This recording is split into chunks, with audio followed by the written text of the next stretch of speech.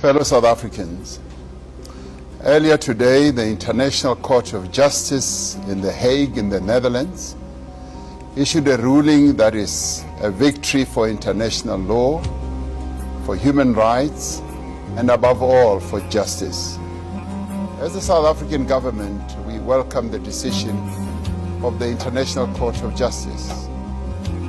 We welcome the measures that the court ordered by a majority decision, ruling that the Israeli military should not commit acts of genocide against Palestinians. Israel should take all measures to prevent and punish incitement to genocide.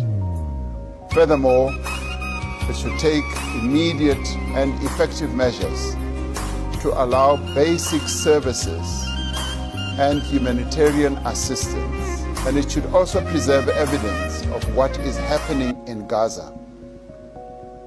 And lastly, it should submit a report within a month on all measures taken to give effect to the ICJ order within 1 month.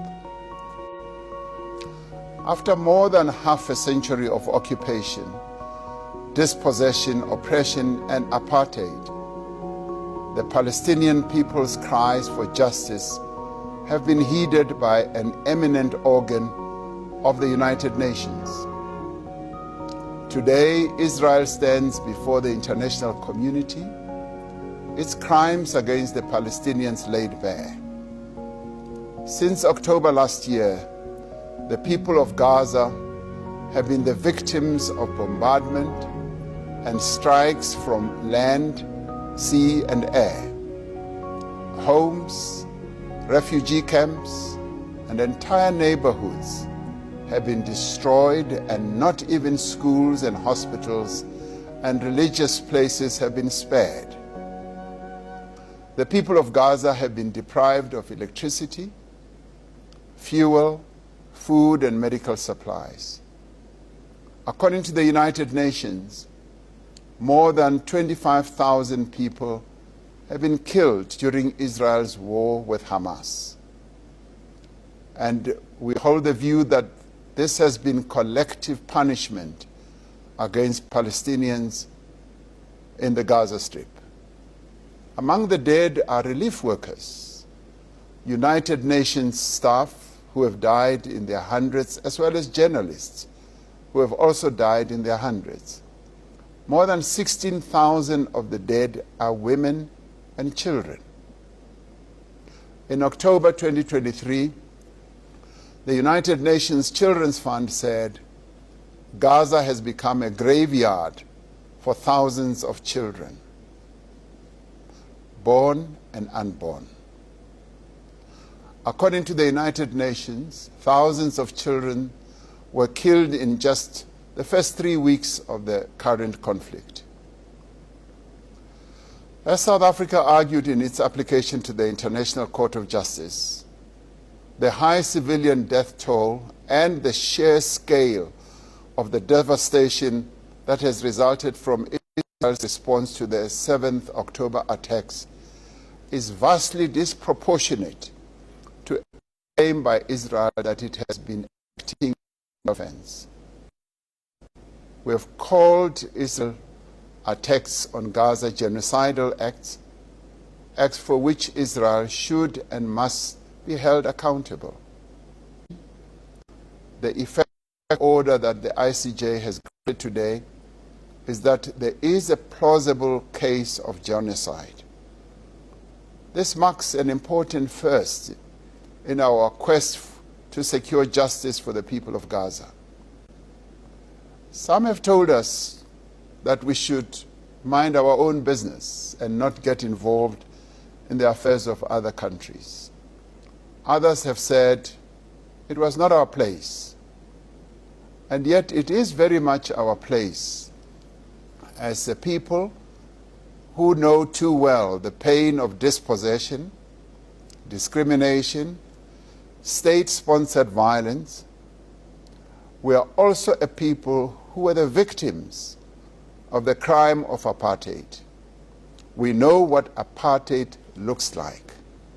We experienced and lived through it Sadly, many people died and were exiled, like our beloved leader Oliver Tambo and many others.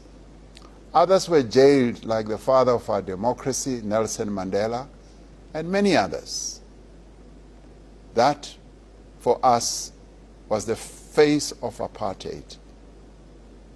We as South Africans will not be passive bystanders and watch the crimes that were visited upon us being perpetrated upon other people elsewhere.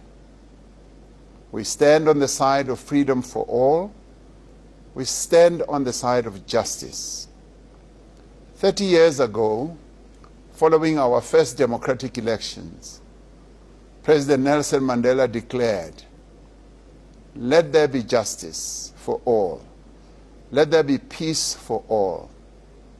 Never, never, and never again shall it be that this beautiful land will again experience the oppression of one by another." And so we say again today, never, never, and never again shall it be that acts of genocide are perpetrated with impunity as we, the international community, look on. We believe that following this judgment, there should now be a more concerted effort towards a ceasefire, and negotiations should commence on a permanent two-state solution for enabling Israel and Palestine to live side by side as independent states, the Palestinians having attained their self-determination. And their quest for self-determination, our own painful history obliges us to do no less. We thank the International Court of Justice for upholding its role of achieving justice, promoting peace, preventing genocide, and holding those responsible for genocide to be accountable. It is our earnest hope and wish that this court order paves the way for an end to this crisis and this painful experience that Palestinians are going through. And we hope for an end to the terrible loss of life and hardship, and for the crucial first steps to be taken towards reconciliation and a just, lasting peace. Lastly, I'd like to extend my gratitude to our lawyers, the lawyers who presented our case to the International Court, and of course, a gratitude to our Minister of Justice and Constitutional Affairs, and also our Minister of International Relations, who is currently at The Hague.